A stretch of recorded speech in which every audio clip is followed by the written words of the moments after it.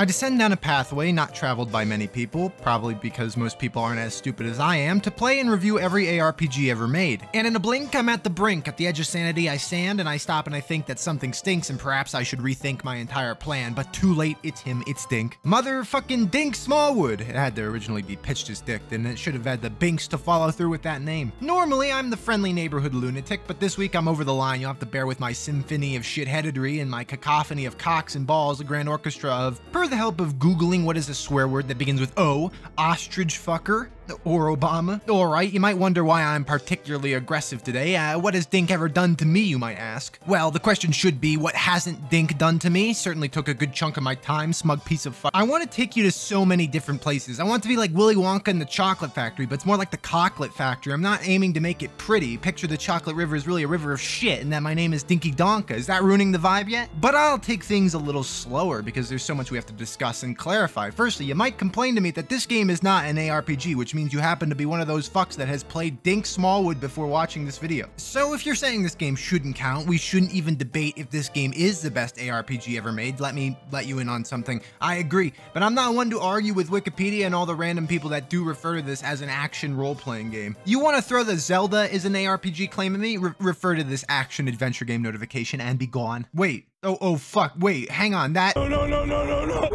Wait. Anyway, Dink, as it stands, will stand as an entry in this competition and it's going to lose. Helped along by the fact that our protagonist Dink is a repugnant asshole that is easy to hate as he goes around killing the neighbor's pet duck and punching old people and children. The game is funny in several ways, as it was meant to be, but that's besides the point. I'm here to be mad. Also, since we're talking about this game, it just so happens that it's one of the oldest entries we'll look at, releasing in 1998, being, I think, only second to Diablo 1. And it's way worse, but I think that's fairly apparent, although I don't want to be only abusive today because it really is just a gag game, as in it makes me gag. Fuck you, Dink. Really, I can appreciate its silly nature. It does succeed in making the player laugh, usually in disbelief that the dialogue and scenario is actually real, like when Dink can tell his abused aunt that she deserves what she's getting, and then he says that he regrets saving her from her abusive husband, which he did by punching him to death. I told you, Dink is a rat. Still, this is an attempt at a critical review, and most elements of Dink are on the brink of 1 out of 10, those being combat, controls, story, music, the protagonist. Remember, the game is free though. Okay, yo, well listen here, me. There's a lot of free games that are really quite amazing. Might I present you Newgrounds.com and Congregate.com, games from the early 2000s? Also, why the fuck am I having a conversation with myself? I'm choosing to disregard my seemingly progressing weird-ass interactions that keep happening every fucking week and focus on my current predicament, reviewing this game and covering all the bases, because we are going to go some weird Dink actions to Dink. So, as I said earlier, game's a lot like Zelda, only more like The Legend of Smelda. Ha, got him, but when I was told this game was akin to Diablo, I didn't expect to so greatly disagree. I mean, I get what everyone is saying. You're overhead, you level up, there's magic and different equipment, but in the end, the way you play this game is almost entirely different than any other ARPG. Firstly, it's completely on rails in terms of narrative and what you're supposed to do. There's actually a pretty minor amount of combat, with there only probably being about 20% of screens having something to kill on them. And yeah, that's the other thing. When has any other ARPG ever used the one screen at a time approach? Usually the world flows into maybe a portal or a loading screen, but never just a bunch of tiles side by side. I guess this is pointless. We've affirmed it counts in the competition, so what are my thoughts? Well, in a lot of ways, the game seems pretty awful. And I mean that with affection, because I couldn't believe as I was playing, I was getting more and more intrigued by everything that was happening. At first, I was frustrated with so many little things, getting stuck on trees, enemies seemingly respawning when they felt like it with no rhyme or reason, gear not existing, literally me having to punch shit for several hours of gameplay. A story that was so spontaneous and random that I couldn't get invested into characters or locations, besides the fact that there's kind of a Virgin Chad meme going on between you and this guy in your village, and you are probably on this side of that meme, to be honest. Oddly depicted violence everywhere was partially funny, but gets quite gratuitous after a while. Healing items are pathetic, levels give you so little in terms of growth it's insulting, money is always a problem, and finally it's of that age where you're not able to easily understand where you're supposed to go. Which means for hours you're going to scour around randomly and fruitlessly and burn down trees and not know what's going on.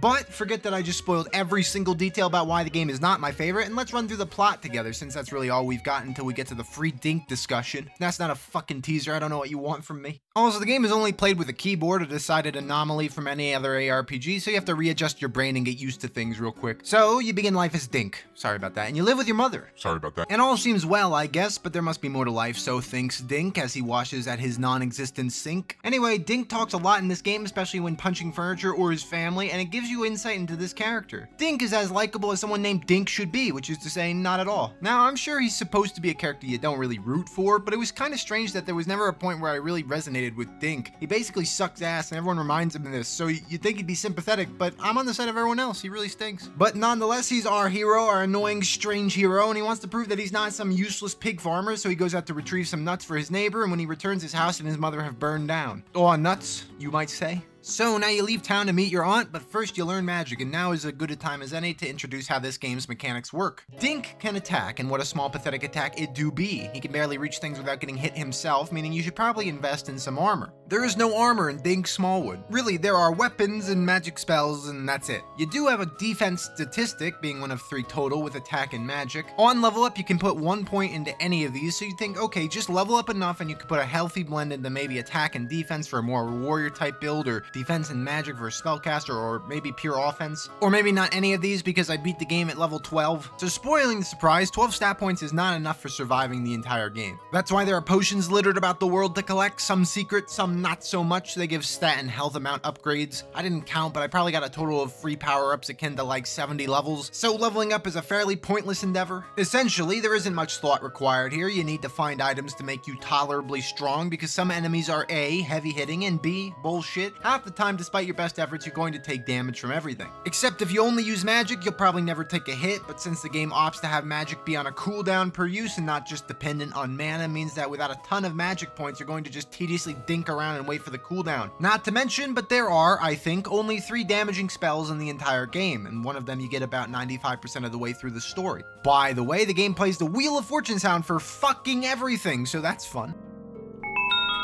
And really fun is the word here. It wasn't really my initial word to describe Dink, but it ends up being that way. There's weird dialogue, strange quests, you can punch ducks in this game. I mean, it's actually strangely unique. Where most games have a very gritty atmosphere or feel like they're trying too hard to be goofy, this game feels like it was made by a bunch of college guys who just wanted to mess around. And really, for being released in 1998, they did alright work. Everything runs pretty well, there's enough here to sink your teeth into. Anyways, you continue roaming around the land, deciding to deal with random problems people are having, and something that is actually quite interesting is that there are side quests. Put the biggest, fattest brackets you can around that. But there really are a lot of extra things to go do and buy, and honestly, a lot of fun is had trying to just stretch the game as much as possible. Collecting all the weapons, including the unbelievably overexpensive post-game bow, is cool. It's non-ARPG-esque. It's more like, Zelda. Fuck. Finding the best Zelda game ever made? It's not Dink Shitwood. I'd like to segue from the previous seg and talk more about Dink and how he might top the list of the worst protagonists in gaming. He's just bad, like he can kinda imply he wants to get with his aunt or just about every woman in the world. He has some snarky quip about breaking shit in people's houses, legit has no remorse for killing anything. He'll lie to random people, you know, he's just great guy. Either he's got that Sigma grind set or he's a total dinkhead. I actually don't know now as I list all his traits. Anyway, pretty late in the story, you kill some rampaging dragons on an island, then you're permitted to access this castle you've been barred from for the whole game, and your final quest is to save your dickhead Chad neighbor from something bad. That's all you're really told. The final boss is named Seth, imagine that, and your neighbor dies, fancy that, and you go back to the king and are rewarded with power-ups that are pointless because you just beat the final boss, amazing that, and the game, while not over as you're allowed to continue roaming the earth, is for all intents and purposes complete. So Dink Smallwood is a quirky game with a pretty small world, forgettable characters, whatever music. Actually, that's a detail real quick. The music is like you're in some kind of fucking spa or an elevator somewhere. It's actually really strange. That's all I got for that point. Thanks for visiting. Back to the video. And finally, gameplay that's just shy of being considered not good at all. But we haven't talked about the one final defining characteristic of Dink Smallwood, something novel about the game, which will not take it to the next level, but it is very interesting, so I figured I'd mention it. When the game released, there was a lot of back and forth between developers Seth Robinson and the community about releasing the source code for the game, which finally happens in 2003. Before this, as a freeware game, Dink Smallwood came with a level editor, and this is where things get a little insane. For a game that looks and plays like this, there's seemingly endless amount of content coming from it. You have the community-made Dink version 1.08, fixing many of the game's bugs. You have the GNU free Dink version of SourcePort that further updated the game, also making it available on a variety of platforms, even including the PlayStation Portable, in case you need this game on the go. Then for just about every platform known to man, including phones and tablets and shit, was Dink Smallwood HD, just even more avenues to experience this gem. And then the biggest thing about Dink Smallwood, the part that actually gives it a factor that so few other games have, is that you can play just about 10,000 mods for it. There's literally no shortage here. You can play only this game, probably forever, at least a hell of a lot more than some of the ARPGs I've covered. The tools involved being the prepackaged Dink Edit and the community-made WinDink Edit, which give you all you need to create your very own adventure. Since the tools allow anyone with moderate knowledge to produce a game with new music, new graphics, new interface, new abilities, a complete overhaul of goals, interactions, dialogue, you name it, there's a world of experiences out there. And that's awesome. It means you could really dink your teeth into things if you wanted. I didn't wanted, but I found this to be really cool. I did run through a couple of what are called D mods, and they didn't really suck the D. They were actually pretty BS. Oh, by the way, Dink Smallwood is not the best ARPG ever made. It's so novel and it's interesting, but when you get down to it, it's not the greatest game you could play. It's probably not even on par with Diablo 1 in terms of combat depth, as most fights are a mess of inputs and hoping for the best. The story isn't that interesting. I mean, even if you include all the millions of D mods, I'm not sure you'll find truly stellar dialogue and world building. I would be lying though if I said I didn't enjoy my time here. This was a wonderfully weird experience, one which has stood out to me more than so many other mainstream games I've played. In the future, when I think of Dink, it will be with a fondness because it reminded me of times when I didn't swear nearly as much, didn't look for much out of a gaming experience, and just, you know, some dumb jokes, a bit of pure grinding, and lazily burning away a Saturday afternoon. So now that we've got that one out of the way, thank God for that, I'm going to go muse about a few things like why I'm hearing voices and more importantly what I'm going to eat tonight. So I'll see you later. Take care. Have a good one.